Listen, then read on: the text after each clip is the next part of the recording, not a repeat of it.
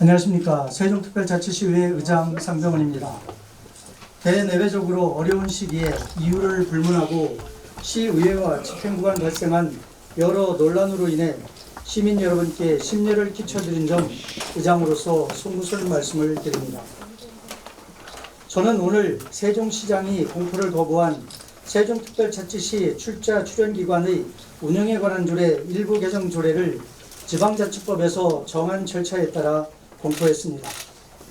오늘 이 자리는 이와 관련하여 그동안 발생했던 여러 논란에 대해 세종시장과 국민의힘 측의 일방적 주장에 따라 사실과 다르게 잘못 알려진 부분을 시민 여러분께 말씀드리고 조례 공포의 당위성을 알리고자 마련했습니다. 우선 첫 번째입니다. 세종특별자치시 출자 출연기관 운영에 관한 조례와 관련하여 말씀드리겠습니다. 그동안 국민의힘 측은 지난 80회 임시회에서 정당한 민주적 절차를 통해 의결된 세종특별자치시 출자 출연기관의 운영에 관한 조례 일부 개정 조례안에 대해 주민의 권리 제한 또는 의무 부과에 관한 사항을 조례로 정할 때에는 법률적 위임이 있어야 하나 법률적 위임이 없는 사항을 조례로 정하였기 때문에 위법하다고 주장하였습니다.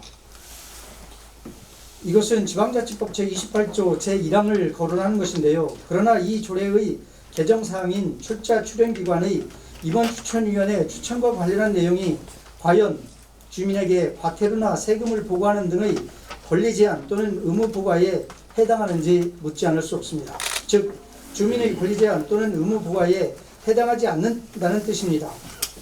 또한 이에 대한 사항은 논외로 하더라도 지방출자출연법 제4조에는 기관의 운영 등에 관한 기본적인 사항은 해당 지방자치단체의 조례로 정한다고 명시하고 있어 이 조례 개정의 법률적 근거가 명백하다는 점을 말씀드립니다. 두 번째입니다. 세종시장의 제2의 요구와 관련해서 말씀드립니다. 세종시장은 지난 80일 임시회에 이 개정 조례안과 관련하여 임직원에 관한 사항을 조례로 정하는 것은 운영기관의 자율성과 독립성을 저해할 수 있다는 이유를 들어 제2요구했습니다. 그러나 지방출자출연법 제27조에는 행정안전부 장관이 출자출연기관에 공통적으로 적용할 사항을 운영지침으로 통보하도록 규정하고 있고 이러한 지침은 법령의 유임에 따라 제정된 법령 보충적 행정규칙으로 대내외적 구속력이 있습니다.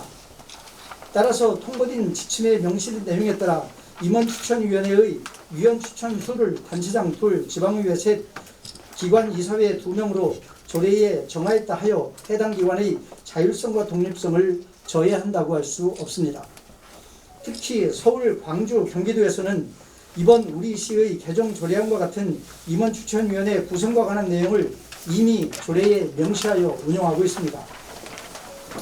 세 번째입니다. 제6호권 표결사항과 관련하여 말씀드리겠습니다.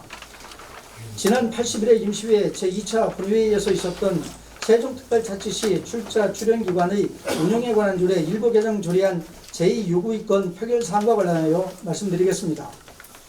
국민의힘 측은 본 사안에 대해 투표 과정에 문제가 있어 이의 제기를 했지만 이를 받아들이지 않고 투표를 종결하였다는 사실과 다른 주장을 하며 재투표를 요구했습니다. 이 제2요구권은 의원 과반수 출석에 출석위원 3분의 2 찬성을 얻어야 확정되는 특별 의결 정족수를 요하는 안건입니다. 이에 저는 의장으로서 투표에 앞서 전자투표 방식과 찬반 변경 방법에 대해 상세히 설명한 후 투표를 진행하였고 투표 종료 선언 전에는 충분한 시간을 두고 여러 차례 투표 완료 여부를 확인한 후 투표 종료를 선언했습니다. 세종시의회 회의규칙 제50조에 의하면 투표 기기의 고장 등 특별한 사정이 있는 경우에는 다른 투표 방법을 진행할 수 있도록 상세히 규정하고 있습니다. 당일 본 회의장에 계셨던 여러 언론인 여러분들도 잘 아시겠지만 이러한 투표의 의사결정 과정에 투표 종료 선언 전까지 손을 들거나 큰 소리를 내는 등 분명한 이의 제기라고 할 수 있는 의사표현은 그 누구도 없었습니다.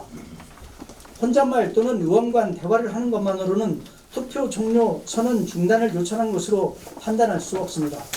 이의 제기를 하려면 당시에 의사진행권자인 의장이 알 수 있는 형태의 의사표현을 했어야 했습니다. 또한 진행을 돕기 위해 직원들을 배치하고 있었으므로 해당 직원을 호출하여 도움을 받을 수도 있었습니다.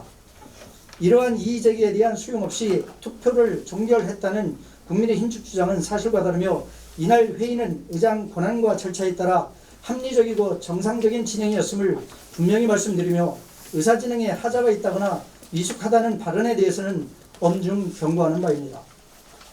또한 이 사안과 관련하여 보다 객관적인 판단을 위해 시의회 입법고문과 자문 변호사의 자문을 받아본 결과 표결 과정과 결과가 유효하다고 판단했습니다. 재투표 요구와 관련해서는 관련 법규 등을 면밀히 검토해 보았으나 유효하게 확정된 조례에 대한 재투표는 의장의 권한도 세종시의회 의원들의 권한도 아니라는 점을 말씀드립니다. 네 번째입니다. 김학수 부의장 불신임한 의결 과정에서의 주장과 관련하여 말씀드리겠습니다. 이날 국민의힘 측은 김학수 제2부의장이 본 회의장에서 동료 의원에게 욕설한 것에 대해 책임을 지고 사직서 제출과 공식 사과를 위한 의사진행 발언을 요청했으나 의장이 이를 거절하여 사과 발언 기회조차 주지 않았다고 주장했습니다. 그러나 이는 관련 규정을 명확하게 인지하지 못한 국민의힘 측의 일방적인 주장에 불과합니다. 세종시의회 회의규칙 제14조에 따르면 부의장의 사임은 의회의 동의를 얻어야 하고 동의 여부는 표결을 하는 것으로 규정하고 있습니다. 이는 의장에게 사직서를 제출하고 의장이 그것을 받아들인다 하여 처리되는 것이 아니라는 것입니다. 또한 그 당시 상황에 대해 잠시 말씀드리면 김학수 부의장의 욕설 파문과 관련하여 민주당 소속 의원들의 해당 의원에 대한 징계 요구권과 해임 결의안의 안건 상정 요청이 있었고 두 개의 안건에 대한 상정 결정에 따라 의사진행 절차상 해당 의원의 소명 기회가 있어 이 과정을 통해 발언할 것을 요청하였습니다. 그러나 국민의힘 소속 의원들은 이를 거부하고 퇴장했던 것입니다. 본회의 진행 중에도 김학수 의원에게 소명의 기회를 부여하고 발언하기를 기다렸으나 끝내 본인은 본회의장에 나타나지 않았습니다. 조례 공포의 당위성에 대해 말씀드리겠습니다. 오늘 공포한 세종특별자치시 출자 출연기관의 운영에 관한 조례 일부 개정 조례는 이미 말씀드린 바와 같이 법률적 자문과 행정 절차 검토, 지방의회에 부여된 권한 등을 종합적으로 판단해 볼 때 유효하게 확정된 조례입니다. 이러한 조례에 대해 최민호 시장께서 공포 거부를 결정한 것은 매우 유감입니다. 지방자치법 제32조에 따르면 확정된 조례가 지방자치단체 장에게 이송된 후 5일 이내에 공포하지 아니하면 지방의회 의장이 공포한다고 규정되어 있습니다. 하지만 의장이 언제까지 공포해야 한다는 규정은 없습니다. 이에 저는 국회법 제98조의 대통령이 확정된 법률을 공포하지 아니하였을 때에는 의장은 그 공포 기일이 경과한 날로부터 5일 이내에 공포한다는 규정을 준용하여 오늘 해당 조례를 공포하고 조례 공포 사실을 세종시장에게 통지했습니다. 이처럼 저는 오늘 개정 조례안에 대해 의결에서부터 제2요구, 의장의 공포에 이르기까지 전 과정을 관련 법령과 규정에 따라 치우침 없이 공정하게 처리하였음을 다시 한번 말씀드립니다. 존경하는 세종시민 여러분, 그리고 오늘 이 자리에 참석하신 언론인 여러분, 최근 세종시 의회와 집행부가 발생한 사안에 대해 여러모로 심려를 끼쳐 드린 점에 대해 이유를 불문하고 거듭 송구스럽다는 말씀을 드립니다.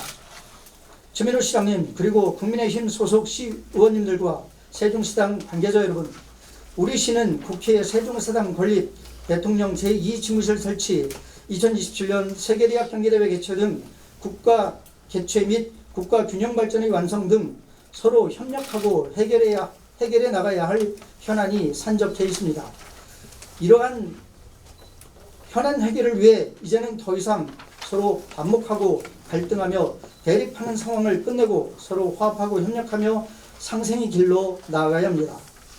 자신이 가진 권한과 힘을 내세우며 말로만 타협할 것이 아니라 말로만 협력할 것이 아니라 시정의 동반자인 의회를 존중하고 행동으로 실천해 주실 것을 촉구합니다. 세종시장님을 비롯한 여러 국민의힘 관계자분들의 현명한 대처와 판단을 기대하며 브리핑을 마치겠습니다. 감사합니다.